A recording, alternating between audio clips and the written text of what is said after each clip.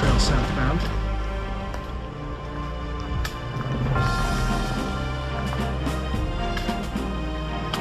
And that's the Appalachian Trail northbound. My goal is the Speck Pond campsite, and this is where it gets interesting. It's pretty much all downhill to the bottom of the notch, and then it's a steep uphill up the Mahoosuc Arm. But this is where it gets fun. I gotta adjust my gear now, because you gotta make sure everything is secured tightly so that you don't lose things in the crevices.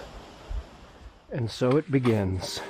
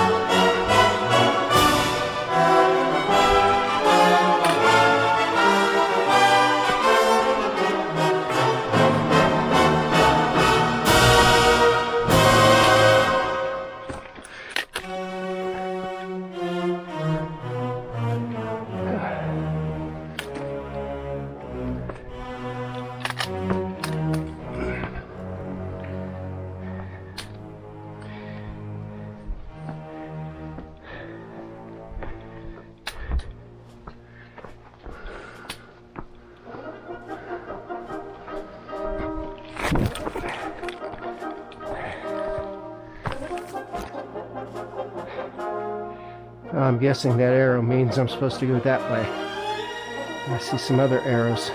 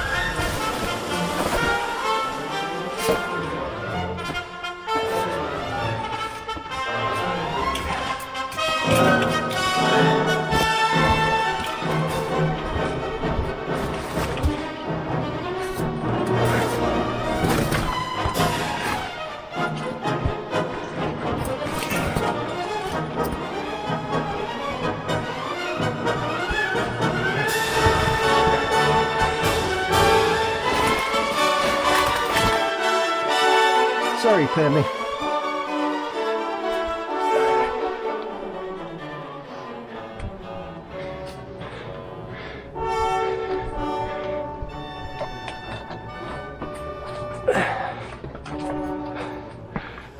All right. Well, according to my GPS, I am out of the hardest mile of the entire Appalachian Trail. It took me about an hour and a half to do that mile. I ran across a group of southbound through hikers, and I asked them, "Are you southbounders?" And they said yes. And I said, "Oh, thank God, because if I managed to catch up to somebody while doing this, they'd take away my AARP card." Which is a funny joke, even funnier when you realize I don't have an AARP card. But overall, that was a lot of fun. It was hard, but I think the through hikers may hype it up more than it deserves. It's fun and it's challenging, but it's not all that. Everybody talks about the Notch, and they mention the Mahoosuc Arm is steep uphill,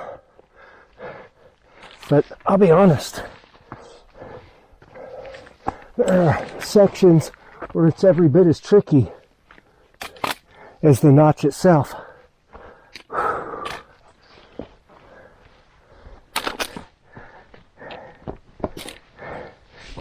And they talk about Wildcat D being the steepest mile. I'm not so sure about that. I honestly think this may very well be steeper. It's got some sections on Wildcat D that are pretty steep, but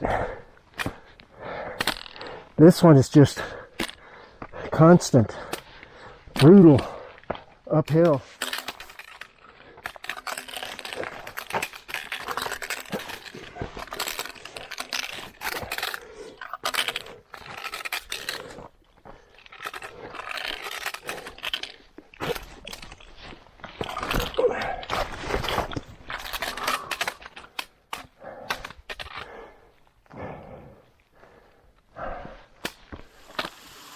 So I've never seen anybody talk about this spot.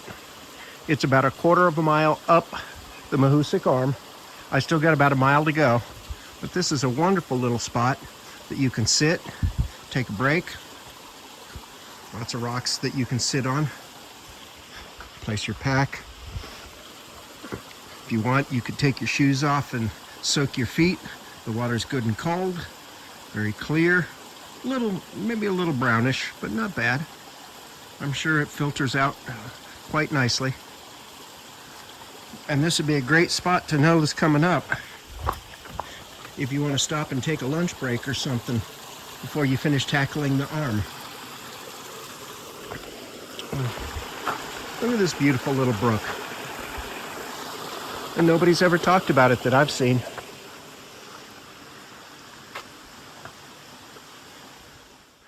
All right, Pammy, here we are on top of the Mahoosuc Arm. What? No, it's not called the Mahoosuc Arm, it's the Mahoosuc Arm. I don't care what you think it should be called. It's called the Mahoosuc Arm.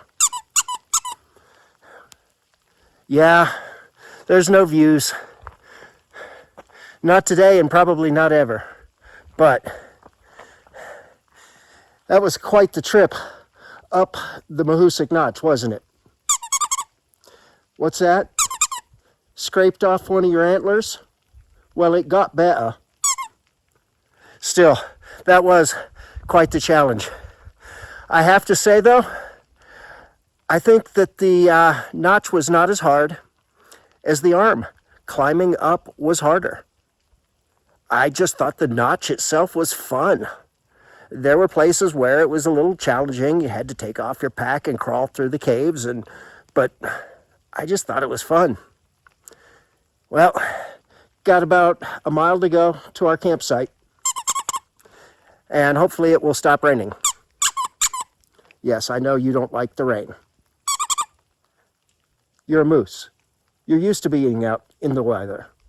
What's the matter with you? Oh, you're a civilized moose. He's civilized. I do the fundraiser hike for 46 climbs every year because it's important. Suicide is said to be a permanent solution to a temporary problem, and I believe that is true. Suicide results from a lack of hope that anything can get better. And I believe that all things work for good to those who love God. Now, I know that not everybody agrees with my belief system, and that's okay. But to live without hope is hard, and people struggle for many different reasons. Mental health issues, some of which are chemical in nature. Those of you who've been following me for a while know that my wife recently passed away, and I've had my own struggles with mental health since then. But as part of my healing, I've joined a group called Grief Share. In this group, we meet together to share our experiences and learn better how to process, in a healthy way, our grief. 3 of the people that I have met through Grief Share have lost someone dear to them, to suicide. Paula, whose son Chris was a Marine and a police officer, sadly chose to end his life. And as a fellow veteran, that's especially hard, because I know the statistic of 22 service members, fellow brothers and sisters in arms, choosing to take their life. Adrian's husband, Kyle, who chose to take his life, and how she has had to deal with the repercussions, not only of losing her husband, but losing him in such a way that people look at her strangely. People treat her differently, as if somehow she's contaminated. And Lindsay, whose father, Brian, chose to take his life. And so now, as she goes forward with her young life without her father, the questions in her mind. I've seen the struggles firsthand from these 3 ladies. I've seen how hard it is for them, and it breaks my heart, because it is preventable. So if you are struggling, if you are thinking that maybe life's not worth it, I implore you to reach out, get help, because life is a treasure, not trash to be discarded. And you are a son or daughter of the Most High God. Whether you recognize that or not, whether you believe that or not, it is true. God loves you, and He does not want you to throw away His gift of life. All right. So I got my campsite set up. So far, I'm the only one here. There was somebody here a little while ago, but I guess they were just stopping for lunch, and they kept on moving. So far, I've only met people going southbound. I had hoped that there would be some northbounders, but it is what it is, and I'll deal with what I get. I brought some adult trail magic for anybody that shows up, so we'll see how that turns out. Nothing else, it'll help me sleep better. Kidding.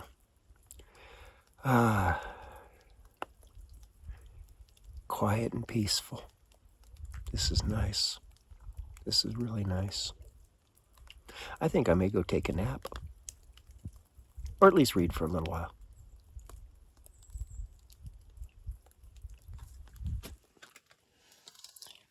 All right, well, it's time for bed. Got 2 miles tomorrow to get back to my car, 2.5, something like that.